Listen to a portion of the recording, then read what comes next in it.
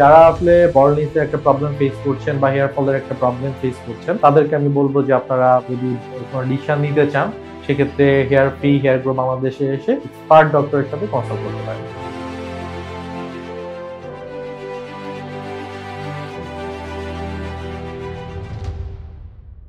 আসসালামু আলাইকুম, আমি Nurul Rabbi Talukdar. Recently I got my hair transplanted from Hair Free Hair Grow Clinic. এটা প্রায় 6 মাস হয়ে গিয়েছে। আপনারা হয়তো by now you can see the result, যেটা আমি লাস্ট 6 মান্থসে পেয়েছি। তো আমার হেয়ার ট্রান্সপ্ল্যান্টের জার্নিটা যদি আমি বলি, সেক্ষেত্রে আসলে আমার ফর দ্য লাস্ট 2 ইয়ার্স আমার আসলে প্রচুর হেয়ার ফল হচ্ছিল। তো একটা পর্যায়ে আমি আসলে কয়েকজন ডক্টরের সাথে কনসাল্ট করেছি।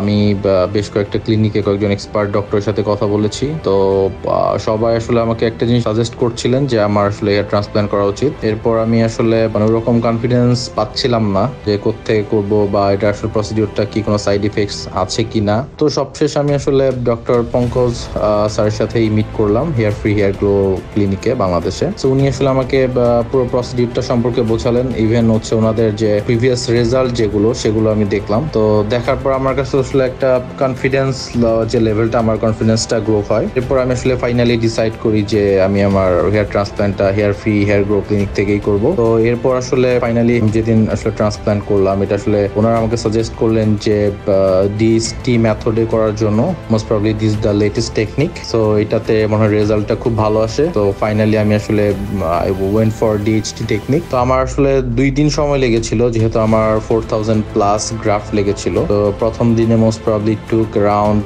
7 to 8 আওয়ার্স এর মতো, এন্ড পরের দিন হয়তো 4-5 ঘন্টা এরকম সময় লেগেছে। তো প্রথম দিকে আসলে ট্রান্সপ্ল্যান্টটাতে একটু কনফিউজ ছিলাম, একটু ভয় কাজ করছিল, বাট এটা খুবই নর্মাল একটা সহজ একটা প্রক্রিয়া আমি বলবো। এখানে আসলে ভয় পাওয়ার মতো কিছু নাই।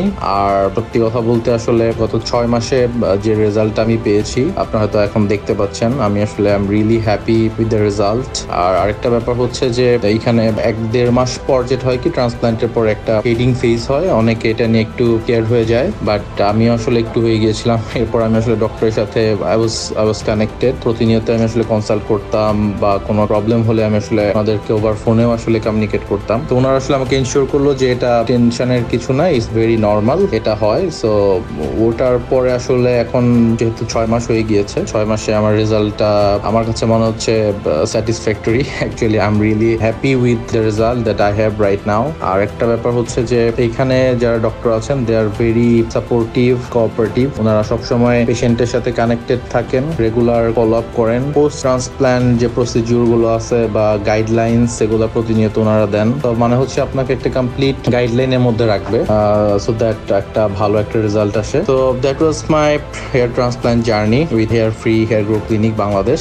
সো কেউ যদি এই ধরনের প্রবলেম ফেস করে থাকেন, যার হেয়ার ফল হচ্ছে বা হেয়ার ট্রান্সপ্ল্যান্ট করাতে চাচ্ছেন, একটু বল্ডনেস এর একটা প্রবলেম আছে, তো আমি বলবো যে আপনারা হেয়ার ট্রান্সপ্ল্যান্ট করার জন্য বা লিস্ট একটা গাইডলাইনের জন্য বা সাজেশনের জন্য বা হোয়াট এভার ইট ইজ, আপনারা hair free hair grow clinic বাংলাদেশে এসে এক্সপার্ট ডক্টরের সাথে কনসাল্ট করতে পারেন। ওনারা ডেফিনেটলি আপনাদেরকে রাইট পাথ দেখাই দিবে। আরেকটা ব্যাপার হচ্ছে যে বাংলাদেশে এখন পর্যন্ত আসলে যারা যারা করেছে, আমি আসলে সত্যি কথা বলতে এই ট্রান্সপ্ল্যান্ট করার আগে তাদের ইউটিউব দেখে আসলে ওদের প্রিভিয়াস রেজাল্ট যেটা, এগুলো আমি আসলে সার্চ করছিলাম যে ওনারা কিরকম করে। সো ওটা দেখার পরে আমি এসেছি। যারা ট্রান্সপ্ল্যান্ট করতে চাচ্ছেন বা চিন্তা ভাবনা করছেন যে আসলে কি করতে হবে, বা বল্ডনেসের একটা প্রবলেম ফেস করছেন, তাদেরকে আমি বলবো যে আপনারা hair free hair grow Bangladesh ক্লিনিকে আসতে পারেন। এখানে একটা এক্সপার্ট যারা থাকেন ডক্টর, এক্সপিরিয়েন্স ডক্টর, তাদের সাথে বসে তাদের সাথে কনসাল্ট করলে তারা হয়তো আপনাকে একটা